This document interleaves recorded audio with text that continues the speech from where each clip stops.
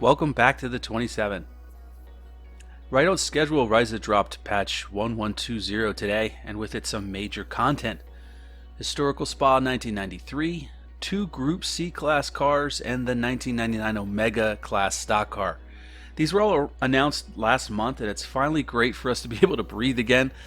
I tell you what, I know that most of you are jazzed about the Group C, but I have a feeling the Omega is going to be somewhat of a sleeper. Honestly, it reminds me of Days of Thunder, so for all of you livery guys out there, Mellow Yellow, Superflow, the 51 Exxon, oh, and yeah, the yellow and blue Hardys, let the fantasy commence. We'll have a full review of all the cars and the 1993 Spa variation this weekend. If you need your fix right now, I encourage you to visit some of your other favorite YouTube channels. You probably already have, but reserve some time for the 27 this weekend for an in-depth analysis. Without further ado, let's get into the patch notes. Ryza continues to tinker with live track, particularly about how the game handles wet racing conditions. They added an element of washing rubber away while it's raining. You know, in this sim racing community, whether cars are quote-unquote realistic or not is always a hot topic. But nary ever a word about track conditions. Nary a word.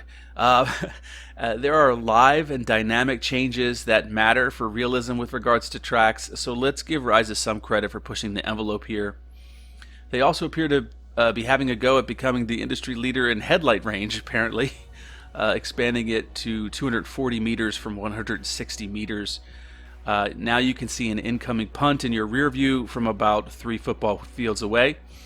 They're working with track condition customization as well, it seems. The most interesting aspect is that this customization option will be given to the players soon too, according to what they're saying here. This could be a cheap way to get some track consistency between sessions. So we're removing the shroud of mystery about rubber settings, and it would also be a great opportunity for someone to test, like me. Moving into UI and HUD, please make some improvements here, please. So it looks like we have some restyling, some help text added for multiplayer, cleaning up some setup options for cars where they shouldn't exist, some language stuff, and font on the rules and regulations page. Okay, not exactly what I have in mind, but I'm glad they're keeping the interns busy. Moving on to force feedback, they're adding an internal reset routine for detected force feedback drops. I've experienced this before, and I know many of you have as well. This is great. Sausage factory stuff here. So long as it tastes delicious, I don't care how it's made. And if I don't see or notice when a force feedback drop happens, it doesn't even come to mind. They're also tinkering with self-aligning torque, the bump forces due to road surface changes, as well as brake torque effects. That's cool. They're aligning the defaults with the custom force feedbacks that we're all experimenting with, or should be experimenting with. Let's move into physics. Big time changes here. Almost everything is worth mentioning, mostly in regards to tires, it seems, which we have learned over the past months makes a huge difference in feel. This one here says they added a slow damping function to the tires, which should help the bouncing effect. I'm not sure what to technically make of this statement, as slow damping is for chassis roll stuff. Perhaps they mean slow fast damping for track bumps. But after saying that, I realized why they worded it the way they did.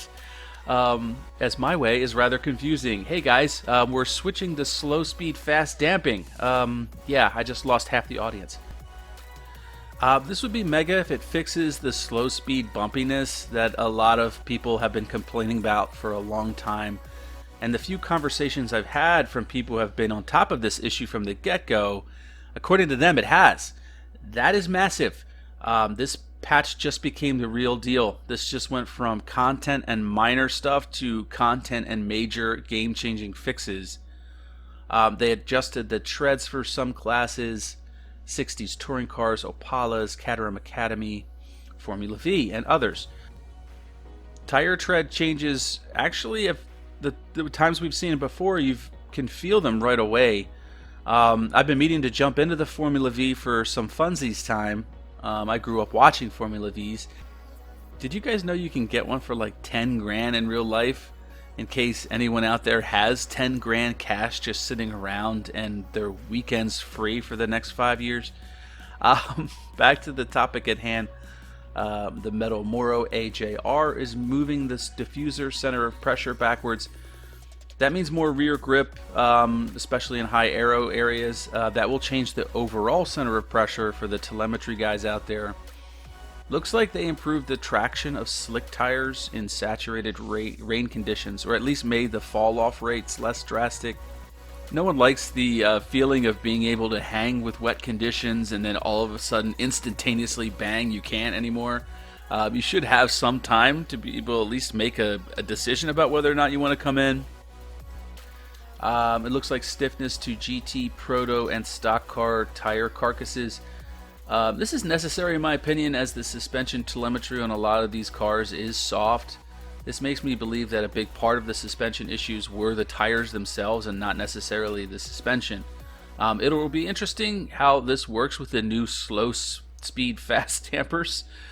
Moving on, some preload work for high horsepower cars. Quote, minor preload resistance to open dips. We know that preload locks up the rears when the differentials open up in the coast ramp phase, for example. So my guess is they are making this a smoother lock effect instead of a sharp one. But if that was the case, you would just reduce the preload. So it sounds like they're making the effect of the preload less sharp overall. Forgive me if I'm wrong about that. And then some GT1 adjustments. Some engine compression work for the Porsche GT1. And then for the McLaren and Mercedes, we have some default gearing ratio changes. From what I recall, they were needed, especially with the Merc, as for both cars, peak horsepower was really quite low compared to the rev limiters, to the point where the gears weren't even taking advantage of the peak horsepower, which is detrimental. Also, we have some further differential unlocking adjustments to F1 cars vis-a-vis the crankshaft mass, which we learned was actually critical to the differential problems from last patch, which they ultimately fixed. They need to be doing some more tweaking with the F1s, apparently. Then there was a negative rear toe problem with the 720S. I've heard about this. It requires a reset, of course, right after I release a 720S video. And they also changed the Porsche GT1, which is my next video. So apparently I like to make builds for broken cars, and then they fix them, and then I have to do those builds again. Rounding off the resets, they recommend one for the Copa truck and the F trainers, I should say, for a brake bias adjustment. Okay, still not done. A lot of AI work has been done as well. Good, because my next video highlights a minor/major issue I've been having with AI recently. I'm not telling you what it is before I read this. So let's see. We have AI overtaking, which is still a need. We have how they respond to puddles, start reaction time, distance thresholds for braking, and acceleration. This leads me to believe that they are tinkering with how the AI responds to player pressure, making them act differently. Now, I've read this several times where the AI actually speeds up when you approach them, and then when you pass them, they counterattack. But if you get too much time, they just really drastically fall backwards. That's fine and realistic. When under pressure, drivers usually will push. But under those conditions, they also make more mistakes, which is, from what I've seen, something that the AI does not do. A lot of the times the AI drives better offline than most players can drive on the racing line sometimes. So it's really only half the equation, but it looks like they're trying to clean that up a little bit. They reduce the likelihood of the AI crashing into the wall instead of a player. Now that's funny. You can kind of bully the AI a bit. I am known to do that sometimes. I've never pincered them into a wall though, like Speed Racer. That would be sinister. You look back in the rearview mirror and see a ball of flame while you laugh maniacally. They did some further calibration passes for tire wear. Okay, that's it. Nope, they did not address my issue. So you guys will have to wait until Wednesday. Oh, the agony you are feeling right now.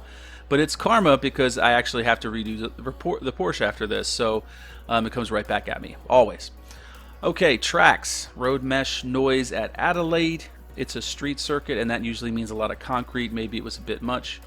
Imola, they fixed a cameraman pop-up. I wonder what that means. Is it like a photo bomb or something?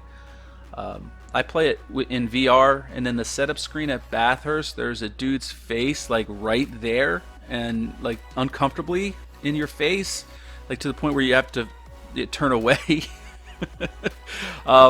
It appears that Kyalama, the helicopter there, was phasing in and out of reality, and they took a weed whacker out at Silverstone. That's funny, the way they worded this, grass clipping. So two completely different things, meaning essentially the same thing. And finally, we move into vehicles. So here's a shout out to all of those OCD sim racers out there, because this is the kind of stuff that someone like me would not notice. So we are relying on all of you out there to let Ryzen know that these things exist. Mostly just refinement issues like dirt and scratches, some paint being in places where it's not supposed to be. The best one here, though, is a tire tread visual for wets still showing after changing to slicks in the FV10 Gen 2. Just imagine the rage of someone exiting the pits and seeing a wet tread when asking for slicks. And then the subsequent confusion when the car is handling okay in dry conditions. We have some oil pressure needles that needed to be mended, RPM bars, and others for a myriad of cars. I'm not going to list them, as I figure if you're interested in the oil pressure needle for a car, you'd probably be on the forums looking at this already. Anyway, that's 1120, a very, very solid patch here. Without the Group C cars, with them we're looking at a potential Patch of the Year candidate, nominations pending. That's two great patches in a row, so therefore my season pass continues to gain value. Again, we'll be checking out the Group C's and the Omega 99 for next Saturday. It will include telemetry, as you guys seemed to like that last time, so it's going to be fun to give you a glimpse under the hood. I've never driven a Group C before, so it may be nerve-wracking for me and somewhat hilarious for you. Anyway, thanks for watching. Take care.